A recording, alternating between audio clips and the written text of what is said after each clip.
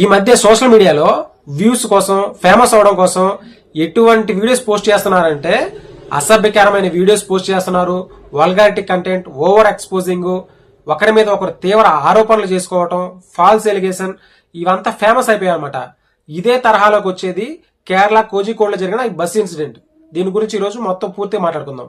ఇందులో అక్యూజ్డ్ దీపక్ అనే వ్యక్తి.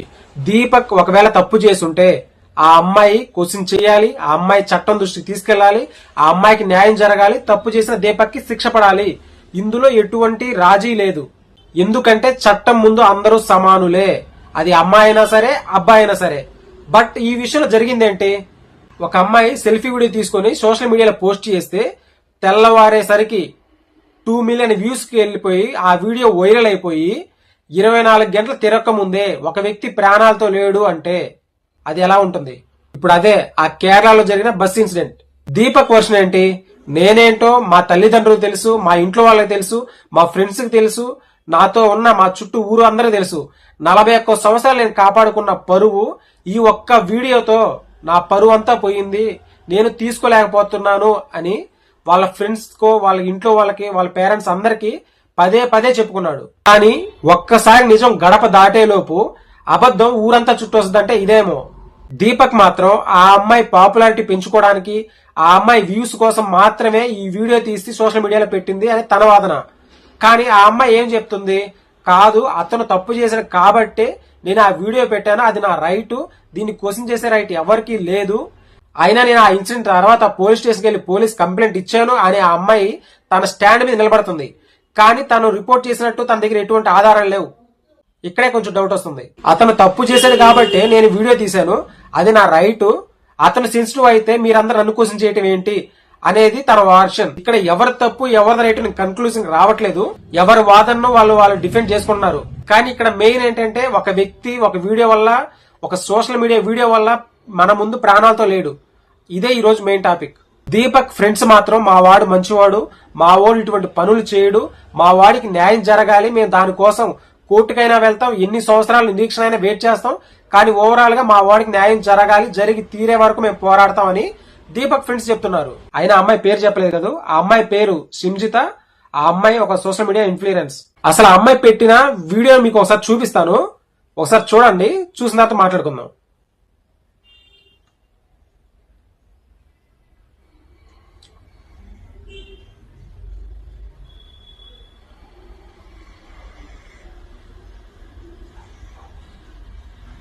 చూశారు కదా, ఈ వీడియోలో దీపక్ ఆ అమ్మాయిని తగులుతున్నట్టు, అమ్మాయి పోస్ట్ చేసిన వీడియో చూశారు కదా. ఈ వీడియోలో దీపక్ ఆ అమ్మాయిని తగులుతూ దిగుతున్నట్టు ఆ వీడియోలో ఉంది. ఆ చుట్టూ మనం గమనిస్తే బస్సు కూడా కొంచెం రష్ గానే ఉంది. కానీ ఒకసారి చూడండి, అతను ఆ అమ్మాయిని తగిలినప్పుడు ఆ అమ్మాయి ఒక చిన్న స్మైల్ ఇస్తుంది, చిక్కాడ్రా బకరా అనే టైప్ లో. ఒకసారి మీరు ఇంకోసారి చూసి గమనించండి మళ్ళీ ఆ వీడియోని. కానీ అక్కడ జరిగింది అతను ఉద్దేశపూర్వకంగా తగిలాడా లేదా అనేది మనకు తెలియదు. కానీ ఒక వీడియో వచ్చి వైరల్ అయిపోయి ఆ వైరల్ వీడియో కింద కొన్ని కామెంట్లు ఉంటాయండి బాబు. అసలు ఆ వీడియో హైలైట్ అవడానికి కామెంట్లు కూడా దోహదపడతాయంటే నమ్మండి, అంత బాగా పెడతారు మన వాళ్ళు కామెంట్. ఎక్కడ ఉంటుందో కానీ ఆ టాలెంట్ అంతా ఒకసారి బయటికి తీసి ఆ కామెంట్ల రూపంలో పోస్ట్ చేస్తారు. కానీ అందులో జరిగింది నిజమేంటి అబద్ధం ఏంటి అని తెలుసుకునే ప్రయత్నం ఎవ్వరూ చేయరు. మనకు ఆ టయానికి ఎంటర్టైన్మెంట్ ఇచ్చిందా, దాంట్లో ఏమైనా ఏం జరిగినా మనం ఒక మంచి కామెంట్ వేసామా, మన కామెంట్ లైక్లు వచ్చాయా లేదా, ఇవే చూసుకుంటున్నారు. అది ఎంతవరకు కరెక్టో అసలు ఆ మెంటాలిటీ ఏంటో నాకైతే తెలియట్లేదండి. ఇప్పుడున్న డిజిటల్ యుగంలో ఒక వీడియో పెట్టి ఒక వ్యక్తిని పాయింట్అవుట్ చేయడం చాలా ఈజీ. కానీ ఆ వీడియో వల్ల అతని జీవితం, అతను నమ్ముకున్న వాళ్ళు ఎంత ఎఫెక్ట్ అవుతారో, అతని జీవితం అతలాకుతలం అయిపోద్ది అని ఒక చిన్న సామాజిక స్పృహ లేకుండా మనుషులు బతుకుతున్నారంటే ఈ డిజిటల్ యుగంలో మీరే అర్థం చేసుకోవచ్చు మనం ఎలా ఉన్నామో, మన పురోగతి ఎంత బాగుందో, మన డెవలప్మెంట్ ఏ స్థాయికి ఎదిగిందో. కొంతమంది ఆ కామెంట్లని, ఆ నెగిటివిటీని తట్టుకుంటారు. కానీ కొంతమంది సెన్సిటివ్ పర్సెంట్ ఇప్పుడు మన దీపక్ లాగే ప్రాణాలు కోల్పోయే స్థితి. ఒక కామెంట్, ఒక చిన్న వీడియో ఒక మనిషి ప్రాణాన్ని తీస్తుందంటే ఆ వీడియో వల్ల ఆ వ్యక్తి ఎంత తీవ్ర మనస్తాపానికి గురైంటాడో ఒకసారి ఆలోచించండి. ఒకవేళ దీపకే తప్పు చేశాడు అని మనం అనుకుందాం, తప్పు చేస్తే అతనికి ఖచ్చితంగా శిక్ష పడాలి, అతన్ని కోర్టు ముందు హాజరుపరచాలి, చట్టపరంగా తనకు ఏ శిక్ష పడతాయో అవన్నీ శిక్షలు ఖచ్చితంగా పడాలి, పడి తీరాలి. ఎందుకంటే మనం అందరం మనుషులు, మనం ఒక దేశంలో ఉన్నాం, ఆ దేశానికి ఒక రాజ్యాంగం ఉంది, ఒక చట్టం ఉంది. ఆ చట్టం ప్రకారం మనం అందరం నడుచుకోవాలి. ఎందుకంటే మనం మృగాలు కాదు కాబట్టి ఇష్టం వచ్చినట్టు మాట్లాడటం, ఇష్టం వచ్చింది చేయటం. మనం మనుషులం కాబట్టి మనకున్న తెలివిని, మనకున్న సంస్కారాన్ని, మనకున్న చట్టాన్ని గౌరవించి చట్టబద్ధంగా ఏం జరగాలో అదే జరగాలి, అదే చెయ్యాలి కూడా. అంతేగాని మనకి ఇష్టం వచ్చింది కదా అని ఒక వీడియో పెట్టి, మనకి ఇష్టం వచ్చింది కదా ఒక మాట అనేసి దానివల్ల ఆ వ్యక్తి సఫర్ అయ్యి ఆ వ్యక్తి ప్రాణాలు తీసుకుంటే మనకేంటి అనేంత మూర్ఖత్వంలో ఈ రోజు జనాలు ఉన్నారు. అలా ఉండకూడదు అనేది ఈ వీడియో ఉద్దేశం. కొంతమంది కామెంట్లు పెడుతున్నారు, దీపక్ తప్పు చేశాడు కాబట్టి భయపడి అతను ఆత్మహత్య చేసుకున్నాడు అని. అది కూడా నిజం అయి ఉండొచ్చు, కాకుండా పోవచ్చు. కానీ ఇక్కడ విషయం ఏంటంటే ఆ తప్పు చేసింది ఎవరో అనేది నువ్వు నేను కాదు కదా జడ్జ్ చేసేది. దానికంటూ ఒక ప్రాపర్ సిస్టమ్ ఉంది, దానికంటూ ఒక లా ఉంది, దానికంటూ ఒక చట్టం ఉంది. చట్టం నిర్ధారించాలి ఇతను తప్పు చేశాడా లేదా అనేది.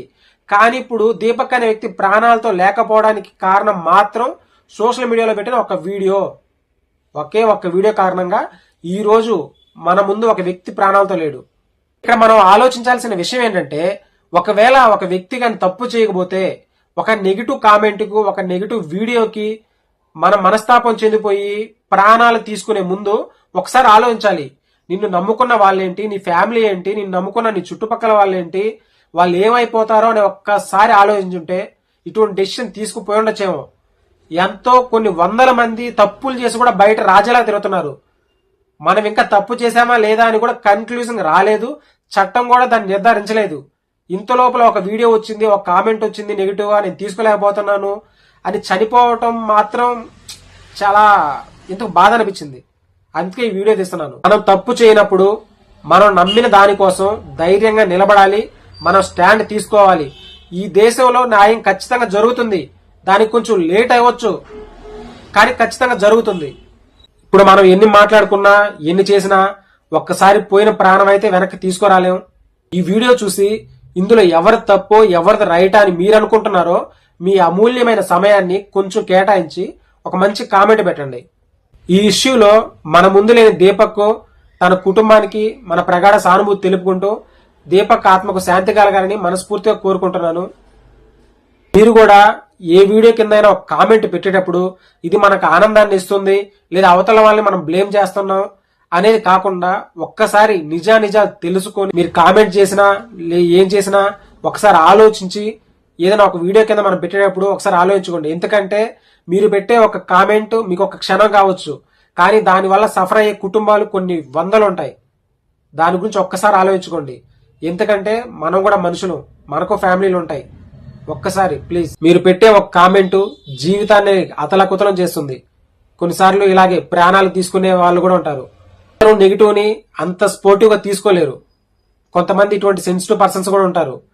కొంచెం ఆలోచించి మనం ఈసారి ఒక కామెంట్ పెట్టేటప్పుడు ఖచ్చితంగా అది నిజాలు తెలుసుకొని కామెంట్ చేయండి. Thank you for watching.